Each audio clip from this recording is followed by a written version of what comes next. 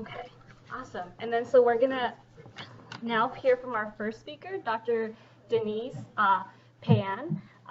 She is a UCLA-RAND Health Services Research Postdoctorate Fellow. Her dissertation in public policy includes an analysis of the legislative efforts to get menu labeling adopted in California. She graduated from Harvard with a master's in public health policy and from USC with a Ph.D. in public policy management health policy. And we're lucky to have her here with us today.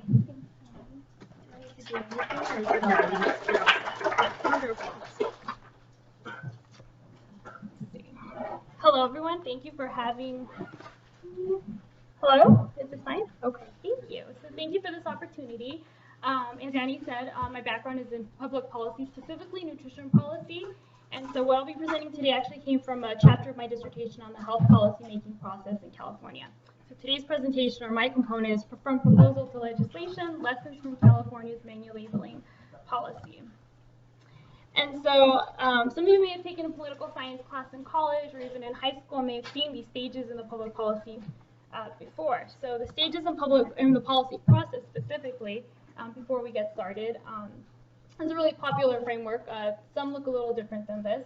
But a popular, you start with a problem identification. In this case, the problem has been laid out pretty clearly. You're dealing with childhood obesity, specifically 14 to 14-year-olds here in Los Angeles County. And actually, the agenda setting that usually happens within that, the Army, policymakers, this is already at the top of the agenda. It's really, people are already interested in terms of the policymaking process. So really, the competition seems to fit into the second part, which is initiation. And this is the part where you're going to come in and identify and compare different types of policy tools to address this issue. And a key component that I'll be talking about today is this process of identifying stakeholders. Stakeholder analysis is what it's called. And so, you may not in the next month and a half engage with those stakeholders, but it's very important to conduct a stakeholder analysis when you've identified your policy in order to kind of set up the next step of formulation and adoption. Really identifying stakeholders and having an advocacy coalition to support you is very important in that process. So, I'll start off with actually a quote from political scientist John Kingdon, who is a policymaking expert. And in one of his books, he says, while many ideas float around in the policy primeval soup, the ones that last, as in the natural selection system, meet some criteria. Some ideas survive and prosper. Some proposals are taken more seriously than others. And really, I think your goal of this competition is make sure that your proposal, meets that criteria and is really taken seriously. And so some key questions with policy selection. First of all, who's your target population? In this case, as I said, it's already been defined. And thinking about that population, so children who are 14 to 14-year-olds, also their parents. Very few 5-year-olds purchase groceries, so also thinking about impacting their parents is important when you're selecting a policy. The second piece will be something those who engage in the competition will be thinking about. What is your implementation setting? Where will this policy be implemented?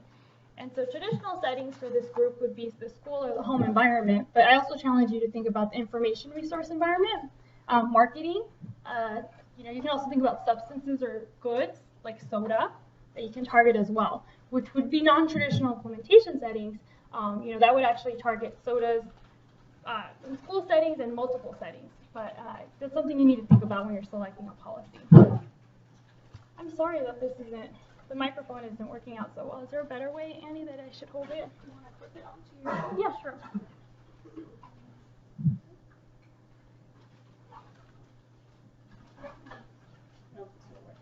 Okay. Sure. Okay. Is that fine? Can people hear me in the back? Okay, wonderful. We got rid of that little bump.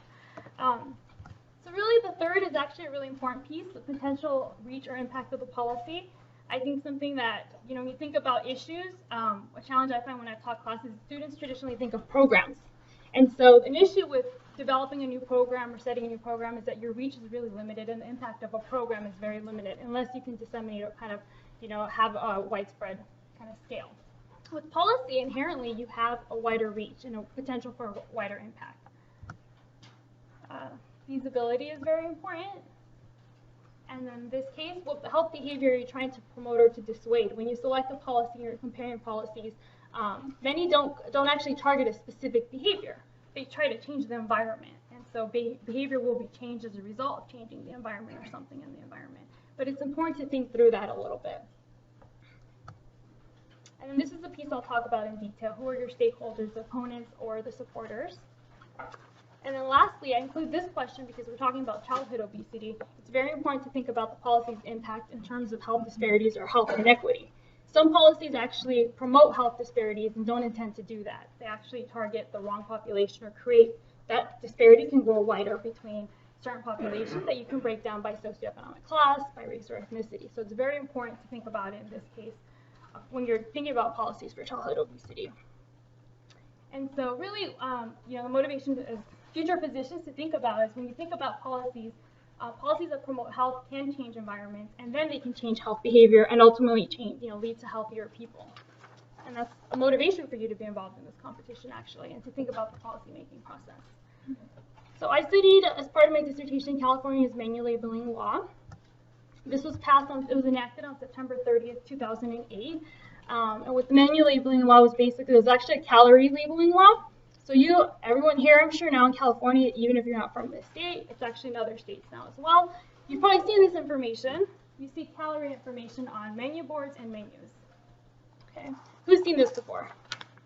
So even if you haven't used this information, you've seen it and are aware there's a wide impact with this policy. And so what people don't really know about this policy is actually a version of it was introduced 6 times before it was actually enacted. So there's this policy process that occurred. And many times we only receive the end output, or maybe we heard that it was passed and signed into law. And so can anyone briefly tell me how this is supposed to work? How does a menu labeling law address obesity, or how is it, in theory, addressing obesity? I guess if people know that they want to have a certain amount of calories per day, they can look at the menu and choose the amount of calories they want to use at that particular time. Exactly. So that's exactly it. So basically, and specifically, it's similarly that you would consider price or even taste preference. You're considering calorie information as it's available whether you use it or not in the same way, in the same text size actually, in the same size and font. So that's something that's available. That in theory, people want to change their behavior. Now this is available to them at the point of purchase. So it can lead to more informed decision making. And so this is actually the legislative process that this policy underwent, and it changed considerably over time. So as early as 2003, Senator Deborah Ortiz introduced SB 69, that's Senate Bill 679. Didn't really pick up traction, didn't go through the process.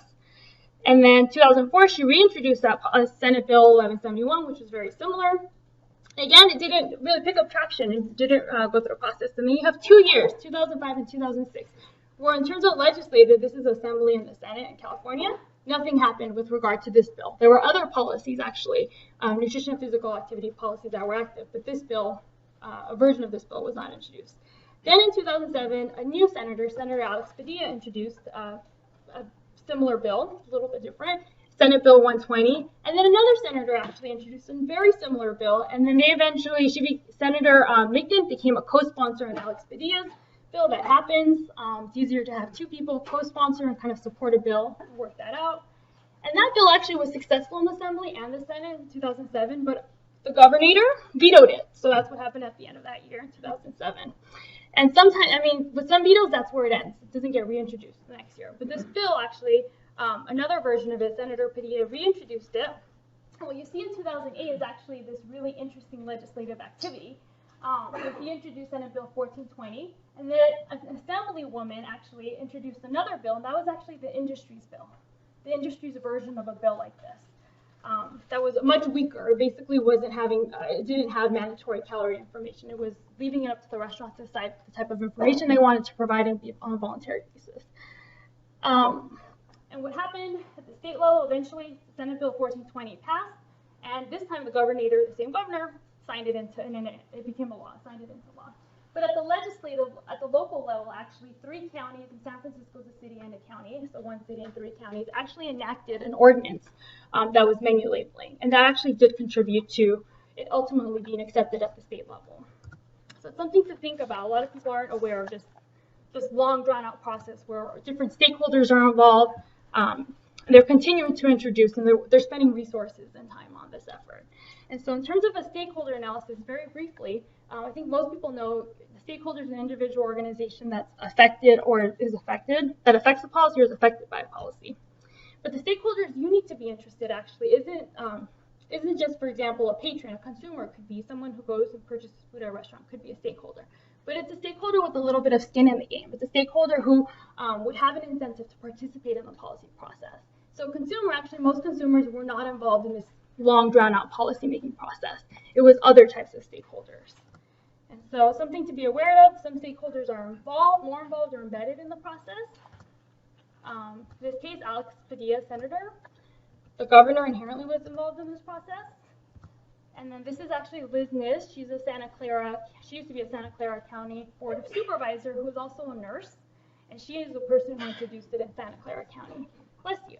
So these three people are examples of someone who is a stakeholder with formal power. They're embedded in the policymaking process. And something for you to think about in your own kind of in the competition. But you also had actually in California these external stakeholders that are not in the policy process inherently. And you have the California Restaurant Association, which is an industry group. And then you have the California Center for Public Health Advocacy. And so these were the two main coalition leaders that were involved in the process for the CRA was involved for almost the entire duration. The CCPHA was involved for the last 2 years. So in this case, this is from a journal article that looks at kind of thinking about stakeholders in different types of childhood obesity policy. And if this is available, you can take a look at this closer after the presentation.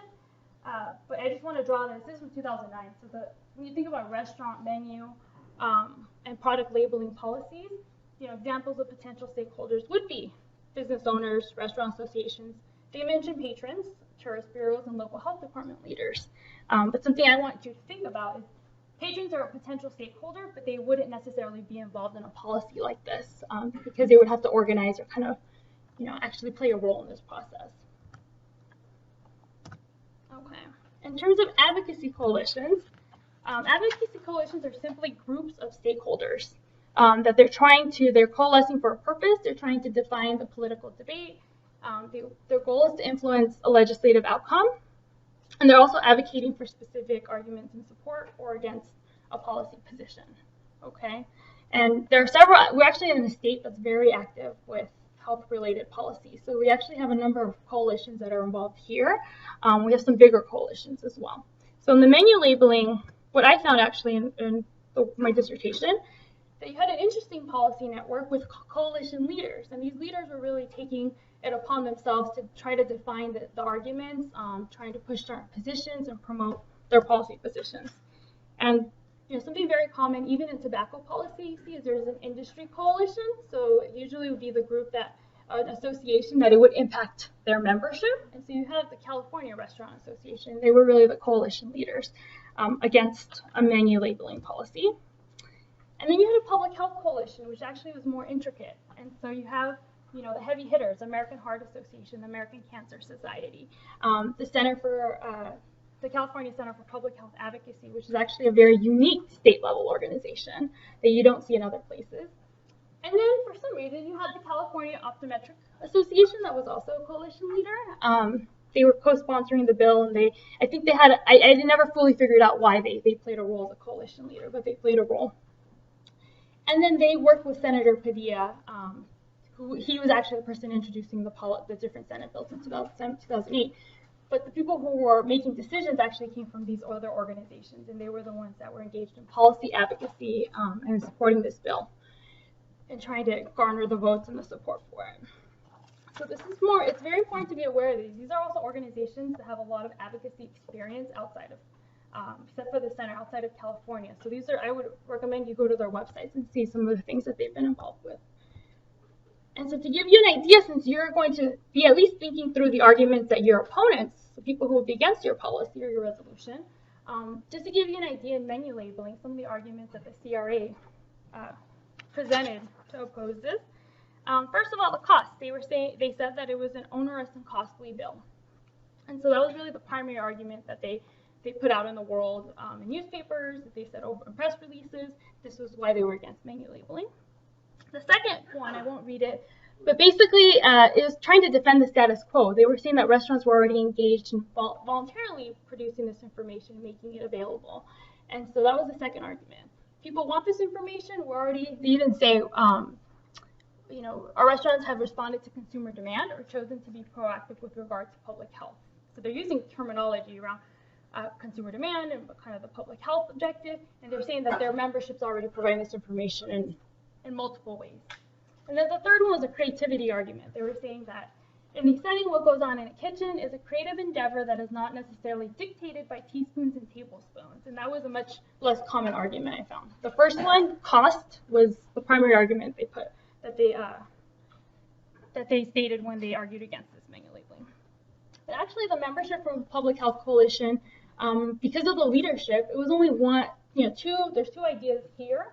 But they were really only making an informed decision-making argument. And their argument consistently in legislative documents and newspaper articles was an argument that said that this policy would provide California consumers with reliable nutritional information and help consumers make more informed decisions when eating out.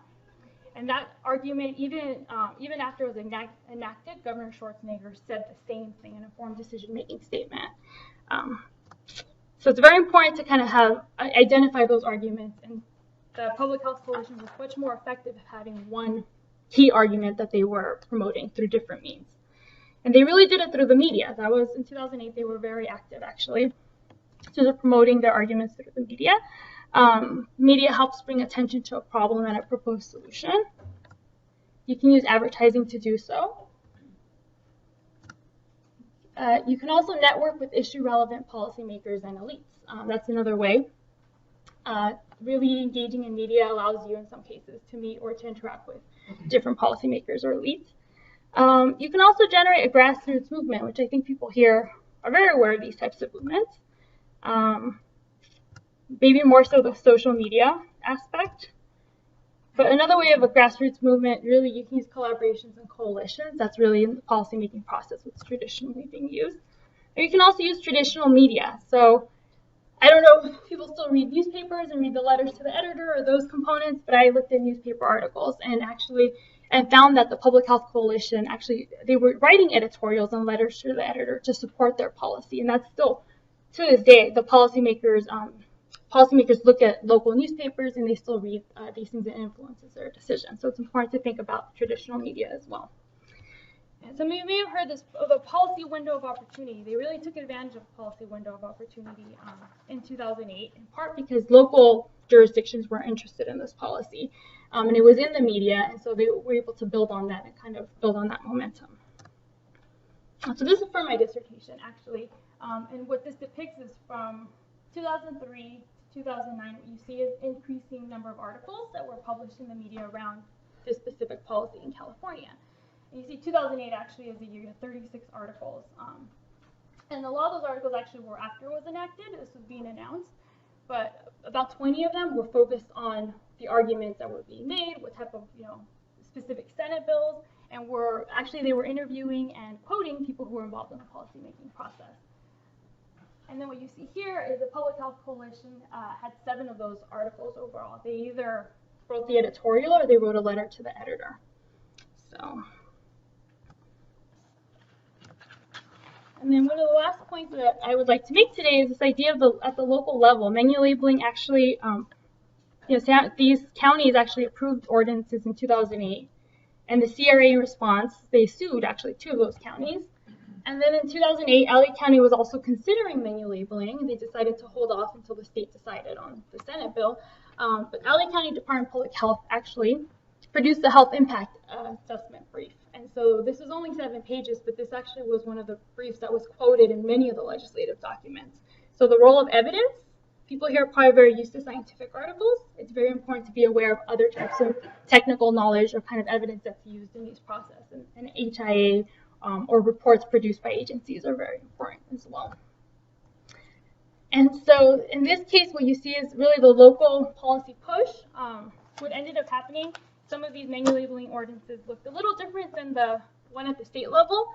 The CRA compromised and eventually said they actually supported the Senate Bill 1420 in August.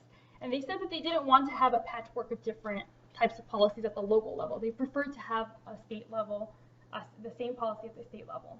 And they actually also, Alex Padilla also compromised in that state law would be the one that actually, it would be the uniform policy that would, basically, it would be a preemption clause. You couldn't have any local jurisdictions, change that policy. The way it was defined at the state level would be the way that the policy was defined. So you have to weigh the trade-offs in this process, and the bill changed as well as a result of this. So I won't, in terms of time, these are just some of the next steps that you, when thinking about your policies, that you need to can consider. You can compare different policies that exist here in the state or in other cities or counties.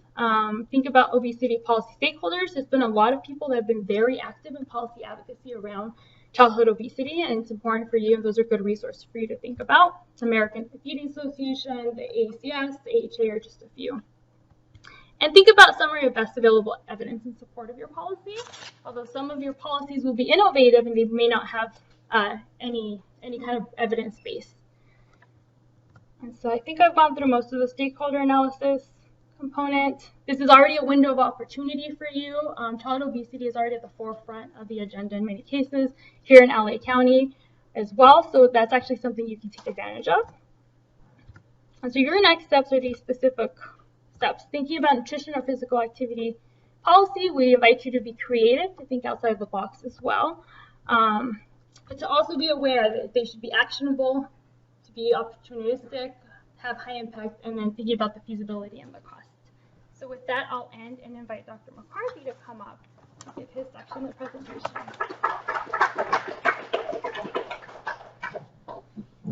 The nutrition continuum, where it's not nutrition deficiencies, it's an excess of calories. But now the U.S. Army is once again saying, for national security reasons, we have to, as a country, invest much more heavily than we have. So I'm Bill McCarthy, professor of public health here, and I've devoted a good part of my career to helping people to eat more fruits and vegetables and use their muscles more, partly as a way to maximize longevity, but also to minimize excess weight gain. So I'm going to run through some slides fairly quickly. What you see here are foods rich in water and fiber, and water and fiber are non-nutritive components of food that play a big role in whether people eat in excess of calories or not. And they've been underappreciated as important constituents. And so early theories said it's all about calories, and as you know, water and fiber do not provide appreciable calories, so they were ignored for a long time. And now we know better, that we need to get people to increase their sense of fullness, their sense of satiety. And to do that, they need to be eating more fruits and vegetables, minimally processed. The key words are minimally processed. If you have patients drinking a lot of juice, the juice may represent many of the micronutrients you find in fruit, but you no longer have the fiber. The fiber typically is removed from juice. And juice ends up, even 100% fruit juice ends up being a problem in terms of increasing the patient's diabetes risk and obesity risk. So beware of juices. We have a distillation of the dietary guidelines for Americans under the rubric of MyPlate. And so you can get on www.choosemyplate.gov. Tons of very practical recommendations by the U.S. government as to what people should be eating. And among other messages, they say, Americans, if they want to lose more weight, they need to eat more, not less. This is a new message. And what should they be eating more of? Well, of course, it's a select group of foods, but particularly fruits and vegetables.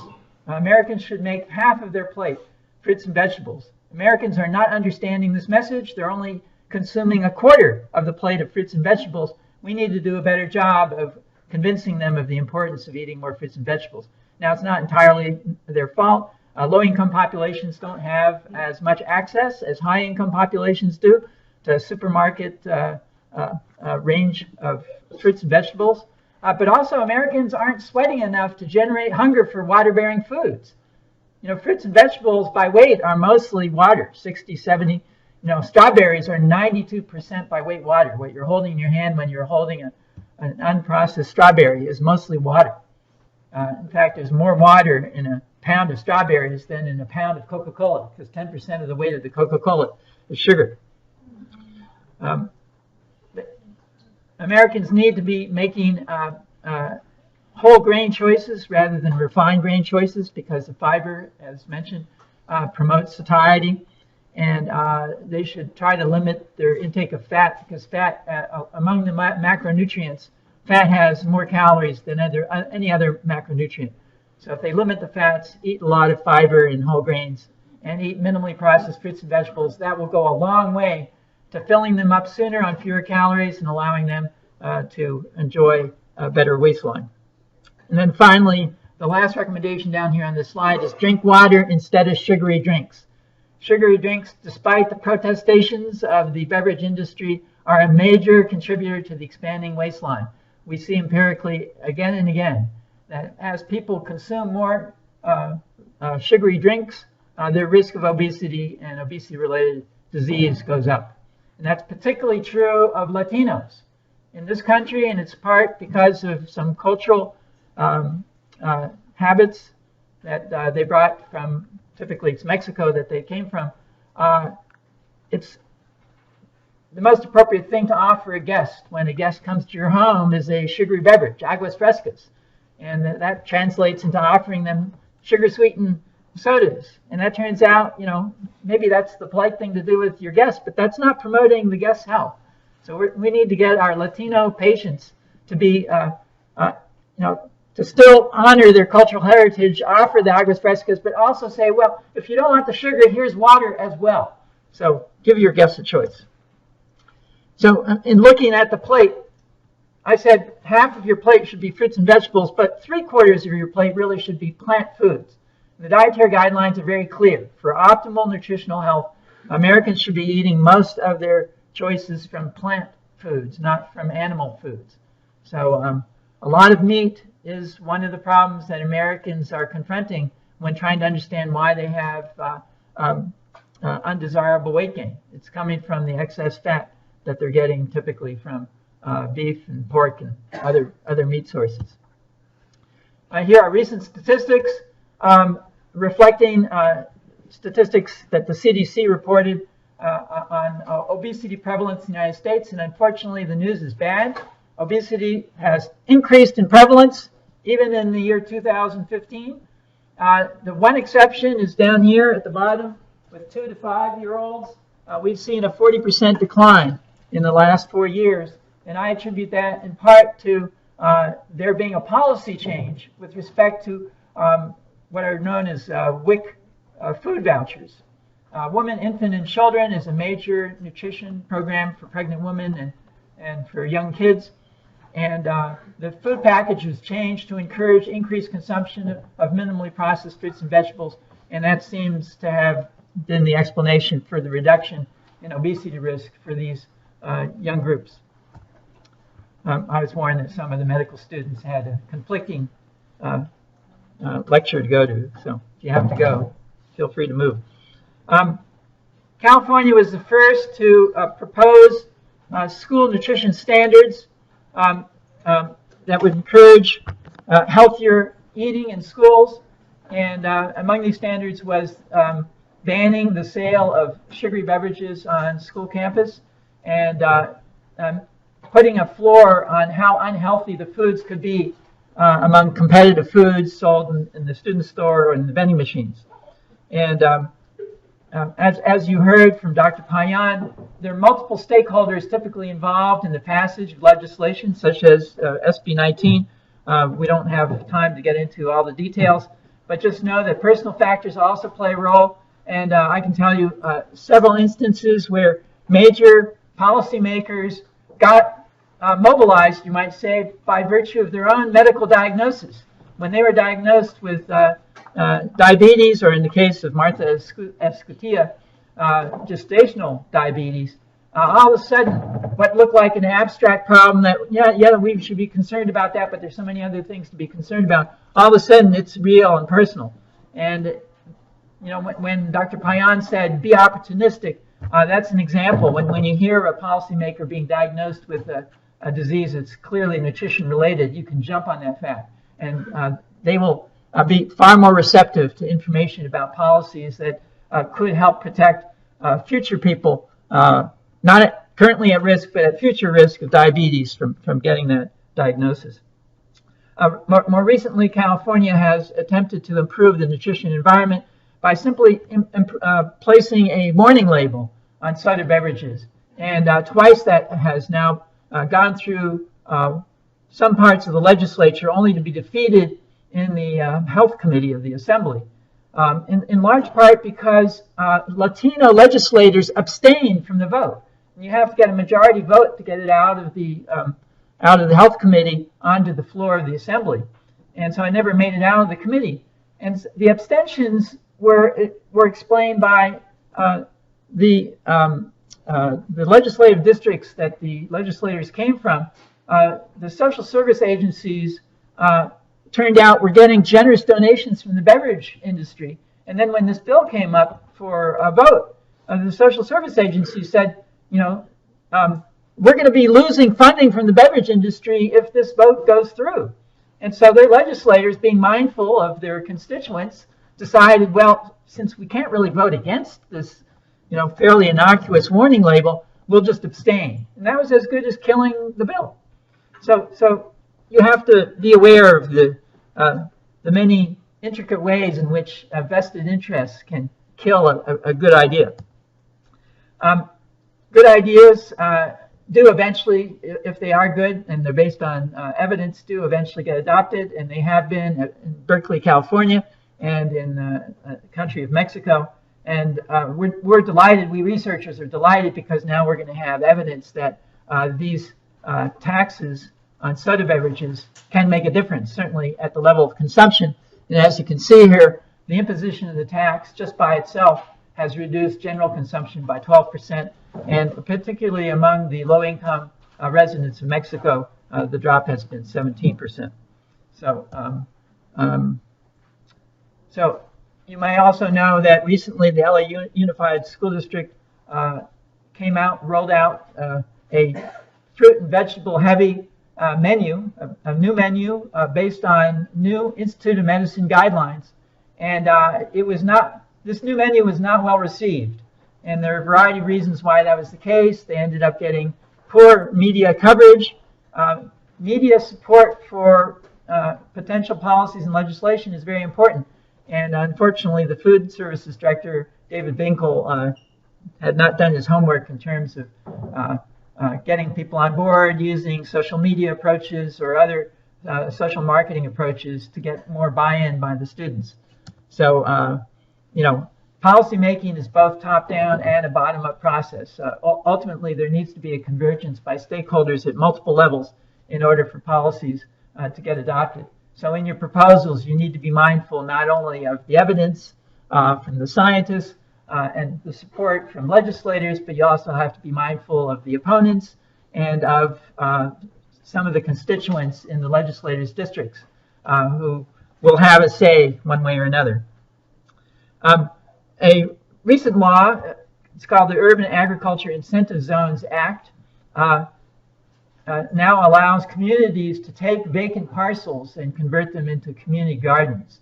And the owners of these parcels get a 5-year reduction in taxes, so it's some quid pro quo. And this is a particularly practical approach in low-income communities to give them greater access to fruits and vegetables without having to go through a multi-year process of trying to recruit a grocery supermarket and have them establish a new store in the community, which would be nice, but it's much harder to do than simply to take advantage of vacant lots that are right there in the neighborhood. So here's a list of additional policies that you might consider to increase fruits and vegetable intake by residents of low-income communities. This includes providing fresh fruits and vegetables for low-income students in the schools. So there are pilot programs by the U.S. Department of Agriculture where they simply provide fruits and vegetables all day long, during recess, at lunch, after school, when students can eat as much as they want. And that's certainly a way that gets them to eat more fruits and vegetables. Oops, I didn't mean to. Well, we're close to the end of time anyway. So also, and you'll have access to these slides. So these other policies that we might have considered, you can look at your leisure. But I also want to be mindful of larger indirect influences in fruit and vegetable intake, and that includes monitoring or limiting TV watching. We have to get our kids to watch less TV because when they watch commercial TV, they get a lot of ads for foods that they already eat too much of. And they don't get very many ads for foods like fruits and vegetables that they should be eating more of. So the best thing is simply to limit the TV viewing as possible and use that time to get them to exercise, ideally. But even if they don't exercise, after you turn off the TV, they end up eating fewer problem foods the less TV watching they do. So that's good in its own right. And as I mentioned, access to supermarkets is a problem for some communities.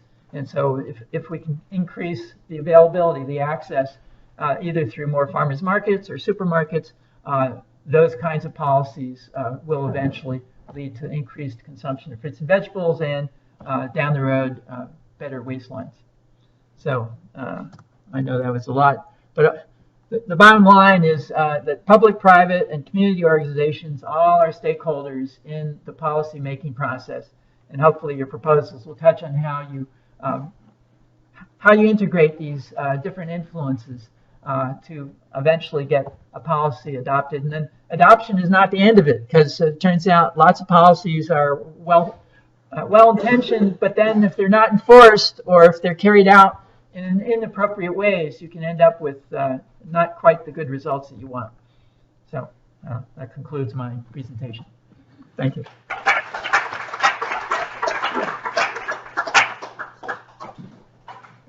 Does anyone have any questions before we end? All right, thank you guys all for coming. You'll have access to these slides. We'll send them out. And if you have any questions about the health policy competition, feel free to email me. We'll be sending out more information and more resources about that. And yeah, and that's it. Thank you guys so much.